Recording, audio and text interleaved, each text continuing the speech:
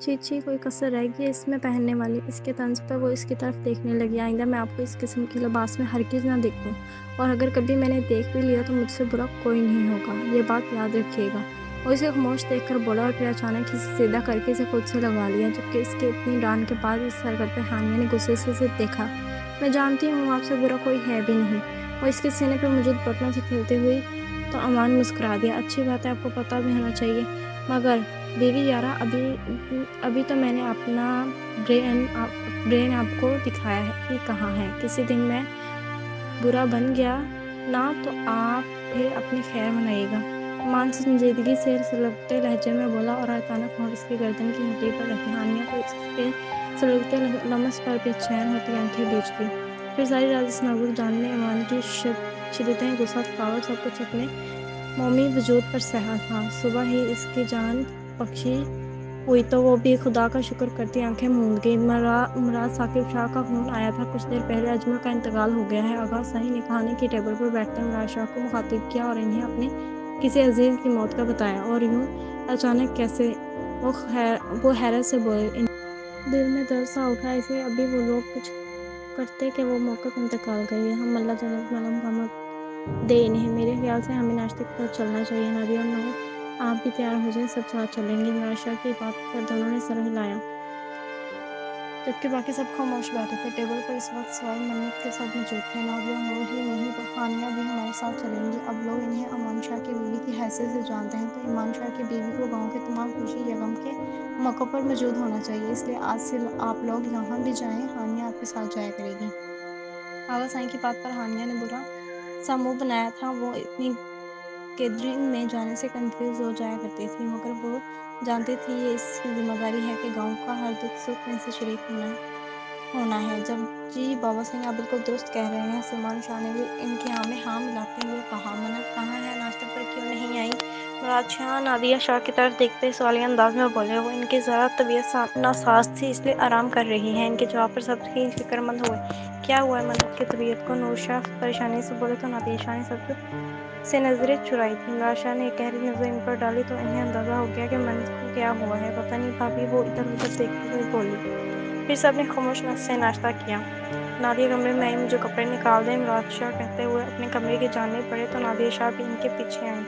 وہ کمرے میں آئی تو سامنے ہی مراد صاحب کھڑے انگلی سے پیشانی مسل رہے تھے۔ کیا ہوا شاہ صاحب، آپ کی طبیعت تو ٹھیک ہے؟ وہ پیشانی سے ان کے قریب آتی ہوئی بولے تو انہوں نے اسبات میں سر ہلایا۔ ہم نادیہ یہاں بیٹھیں۔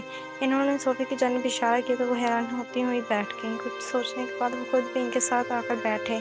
میں منت کا والد ہوں۔ ہمارے خاندان کی بچیاں اپنے والد سے زیادہ فرینک نہیں ہوتی۔ میں نے بھی کبھی اپنی بیٹیوں کی الگ اہمیت نہیں دی، اس لیے میں نے بغیر کسی ترازو کے اس رات منت کو ان کے رشتے کا بتا دیا تھا۔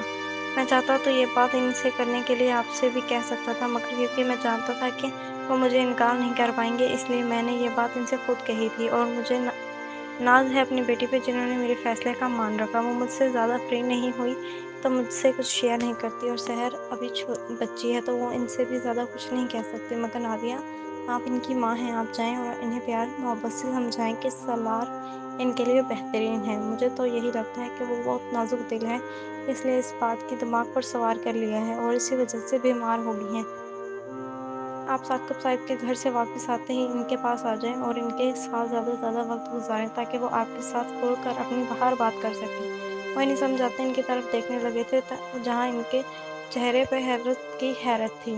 وہ تو ہمیشہ یہی سمجھتی تھی کہ ان کے شوہر ان کی بیٹیوں سے بالکل غافل رہتے ہیں، مگر آج ان کی منت کے لیے اس قدر فکر دیکھ کر نادیہ شاہ کو سکون ملا۔ جی میں بات کروں گی منت سے۔ دراصل انہیں آپ کے فیصلے پر کوئی شک یا مسئلہ نہیں ہے، وہ صرف ہم سب سے الگ ہونا قبول نہیں کر پا رہی ہے۔ میں انہیں سمجھاؤں گی کہ وہ آتی جاتی رہا کریں گی۔ انہوں نے کہا تو مراد شاہ اٹھ کھڑے ہوئے۔ اب جلدی سے تیار ہو جائیں، پھر چلیں گے۔ وہ کہتے ہوئے کمرے سے نکل گئے تو نادیہ بیگم بھی مسکرا کر الماری سے اپنے کپڑے نکالنے لگی۔ سحر بیٹے، ہم سب کہیں کسی کی عیادت کے لیے جا رہے ہیں، گھر میں صرف آپ، سالار اور منت ہی ہوں گے۔ ابھی تو سالار ہمارے ساتھ چلیں گے، مگر وہ جلد گھر آ جائیں گی کیونکہ آپ دونوں گھر میں اکیلی ہو۔ آپ نے منت کا بہت خیال رکھنا ہے، میری جان، اس کی طبیعت ٹھیک نہیں ہے۔ نادیہ شاہ چادر اچھے سے اپنے گرد لپیٹ کر سحر سے مخاطب ہوئیں۔ وہ اب حویلی سے نکلنے ہی لگے تھے جب انہوں نے ملازمہ کو کہہ کر سحر کو بلوایا تھا تاکہ اسے سب کچھ بتا سکے۔ مورے آپ لوگ کب تک آئیں گے؟ اس نے سوال کیا تو نادر شاہ نے اسے دیکھا۔ یہ تو بابا سائیں کو پتہ ہے بچے، جب وہ کہیں گے ہم لوگ اٹھائیں گے۔ وہ اسے سمجھاتی ہوئی اس کے قریب آئیں اور اس کی پیشانی چوم کر جلدی سے ان کے کمرے میں گئیں۔ سامنے بیڈ پر منت آنکھیں موندے لیٹی تھی۔ کیسی طبیعت ہے میری گڑیا کی؟ وہ اس پر جھکتی بولی تو اس نے آنکھیں کھولیں۔ بہتر ہوں، وہ آہستہ سے بولی تو انہوں نے اس کی پیشانی پہ بوسہ دیا اور باہر آ گئیں۔ کچھ دیر بعد وہ سب سے حویلی سے نکل گئے تھے۔ وہ جاتے وقت تمام ملازموں کو بھی چھٹی دے گئے تھے کیونکہ گھر میں صرف وہ دونوں موجود تھیں۔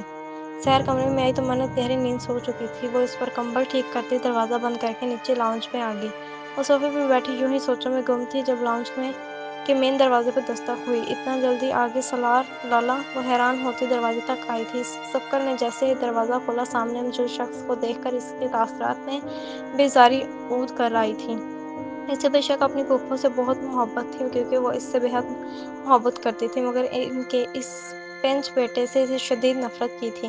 جب کبھی بھی سحر ان کے گھر جاتی یا وہ خود یہاں آتا، ہمیشہ ہی وہ بدتمیزی سے اسے گھورتا رہتا تھا۔ کبھی کبھی تو آفرین اس کا ہاتھ بھی تھام لیتا۔ حالانکہ ان کی حویلی میں وہ لوگ کسی سے بھی اتنا فرینک نہیں ہوتی تھیں، مگر وہ تو تھا ہی بدلحاظ سا۔ سحر کی کوشش ہوتی تھی کہ وہ اس کے سامنے تو ہرگز نہ جائے، مگر کبھی کبھار دعوتوں پر ملاقات ہو ہی جاتی تھی۔ تب بھی سحر کو یہی کھٹک سلگار رہتا کہ ایمان سالار، یہ بابا سائی میں سے کوئی دیکھ نہ لے کیا؟ وہ خباثت سے مسکرا کر بولا تو سحر کا دل کیا کہ اس کا منہ توڑ دے۔ ایک تو اسے بولنے کی تمیز نہیں تھی، اس کی حویلی میں تو سب آپ جانب کہہ کر بات کرتے تھے، مگر یہ شخص ہمیشہ تم ہی لگائے رکھتا تھا۔ نہیں، دراصل میرے کہنے کا مطلب ہے کہ گھر میں کوئی موجود نہیں ہے، سبھی کسی پوتکی پہ گئے ہیں، تو آپ شام میں آ جائیے۔ سحر نے نرمی سے اسے انکار کر دیا تھا۔ وہ ہرگز اسے گھٹیا انسان کو حویلی میں داخل نہیں ہونے دینا چاہتی تھی، وہ بھی تب جب وہ اور منت اکیلی تھیں۔ تم بھی نا، میں کوئی غیر ہوں جو سب کی غیر موجودگی میں اندر نہیں آ سکتا؟ میری امی کا بھی اتنا ہی حق ہے اس حویلی پر جتنا تمہارے بابا کا۔ وہ بدتمیزی سے بولا تو سحر نے نہ چاہتے ہوئے بھی اسے اندر آنے کا اشارہ کیا۔ آپ یہاں بیٹھیں، میں روم میں جا رہی ہوں، آپ کو جب دل کرے چلے جائیے گا۔ وہ اس کی نظروں میں گندگی دیکھ کر ہی پریشان ہو گئی تھی۔ بے شک وہ ابھی صرف 17 برس کی تھی، مگر مرد کی نظر میں اپنے لیے ہوس تو آرام سے پہچان سکتی تھی، اس لیے اس نے آفرین کو صوفے پہ بیٹھنے کا اشارہ کرتے ہوئے کہا، کیا کرنا ہے روم میں جا کر؟ آؤ مجھے کمپنی دو، جانتی ہو نا صرف تمہارے لیے آتا ہوں میں یہاں۔ وہ بے باکی سے کہتا اس کی طرف بڑھا۔ آج تو ویسے بھی میں اسپیشل تم ہی سے ملنے آیا ہوں۔ میں جانتا ہوں سب حویلی میں موجود نہیں ہے، مگر مجھے تم سے اکیلے میں کچھ بات کرنی تھی، تو سوچا موقع اچھا ہے تم سے بات کر لوں۔ اس بکواس پر سحر نے قدم پیچھے کی جانب بڑھائے۔ دیکھیں آفرین بھائی، آپ ابھی یہاں سے جائیں، منت کی طبیعت ٹھیک نہیں ہے، مجھے اس کے پاس جانا ہے۔ وہ بے مشکل ہی بولی تھی، آرام سے میری بات مان لو گی تو چلا جاؤں گا۔ وہ دھمکی آمیز لہجے میں بولا تو سحر کا دل دھک دھک کرنے لگا۔ میں نے کہا نا مجھے آپ کی کوئی بات نہیں ماننی، تو پلیز آپ مجھے کچھ مت کہیں۔ وہ سامنے پھپھو کا روم ہے، جا کر آرام کر لیں۔ وہ سامنے والے کمرے کی طرف اشارہ کرتی ہوئی بولی تو آفرین نے طنزیہ مسکرا کر اسے دیکھا۔ تم بھی ساتھ چلو نا، مل کر آرام کرتے ہیں۔ وہ دوبارہ اپنے گھٹیا انداز میں کہتا، اب بالکل اس کے قریب آ کر رکا۔ یہ کیا بکواس کر رہے ہیں آپ؟ ہاں، ابھی نکلے یہاں سے، ورنہ میں بابا سائیں کو کال کر دوں گی۔ وہ اس کی بکواس پر اس غصے سے بولی تو اس نے اچانک ہی اس کا بازو سختی سے دبوچا۔ ہمت ہے تو میں کسی کو کال کر کے بتانے کی تو کر لو۔ وہ کہتا ہوا اسے گھسیٹ کر ایک ڈیسک روم کی طرف لایا۔ سحر کی نازک جان خود کو اس سے چھڑوا نہیں پا رہی تھی۔ منت وہ زور سے چلائی تھی تاکہ منت سن سکے، مگر شاید اس کے کمرے کا دروازہ بند ہونے کی وجہ سے اس کی چیخ و پکار نہیں سن پا رہی تھی۔ خاموش رہو، صرف بات کرنے آیا ہوں، آرام سے سن لو، کچھ نہیں کہوں گا۔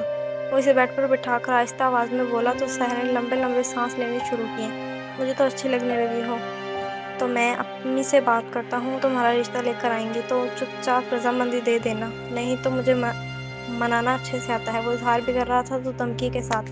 اس کی بات مکمل ہوتے ہی سحر کا ہاتھ اٹھا تھا اور اس کی گال پر زور سے لگا تھا۔ آپ کو ذرا برابر شرم نہیں آئی مجھ سے یہ بات کرتے؟ ایج دیکھیں اپنی اور میری بھی، میں آپ کو اپنا بھائی کہتی ہی نہیں، مانتی بھی ہوں، تو پلیز آپ بھی اپنے دل و دماغ سے یہ گندگی نکال دیں۔ وہ غصے سے کہہ تو گئی تھی، مگر جب اچانک اس نے غور سے آفرین کے تاثرات دیکھے تو اسے صحیح معنوں میں اس سے خوف محسوس ہوا۔ ایسی کی تیسی، تیری تو پیار سے پوچھ کیا لیا میں نے، تو خود کو کچھ اور ہی سمجھنے لگی۔ ابھی بتاتا ہوں تجھے کہ میں تیرا